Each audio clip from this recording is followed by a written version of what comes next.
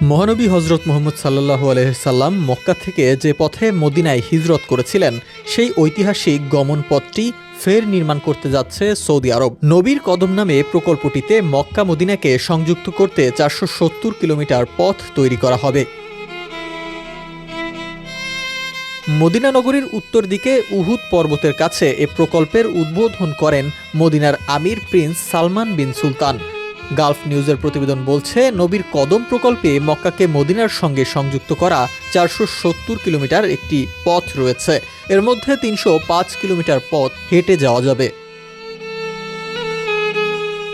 মহানবীর হিজরতকালে ৪১টি ঐতিহাসিক নিদর্শন পুনরুদ্ধার করে যুক্ত করা হবে নবীর কদম প্রকল্পে। সেই সঙ্গে পথিমধ্যে ৫টি স্টেশনের বর্ণনা করা হবে হিজরতের সময় ঘটা গুরুত্বপূর্ণ ঘটনাগুলোর।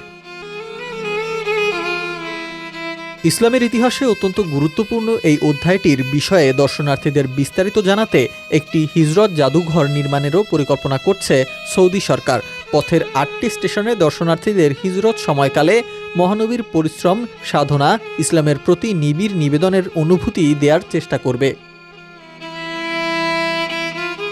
পথিমধ্যে ৩০টির বেশি রেস্তোরাঁ ও ৫০টির বেশি দোকান দর্শনার্থীদের অভিজ্ঞতা আরও সমৃদ্ধ করবে। দৈনিক ১২,০০০ দর্শনার্থী এ পথে মক্কা থেকে মদিনায় যেতে পারবেন, এমনভাবেই প্রকল্পের নকশা করা হয়েছে। এই প্রকল্প ইতিহাস, আধ্যাত্মিকতা ও আধুনিক সুযোগ সুবিধার সমন্বয়ে এমনভাবে পরিকল্পনা করা হয়েছে যা দর্শনার্থীদের মনে গভীর প্রভাব ফেলবে।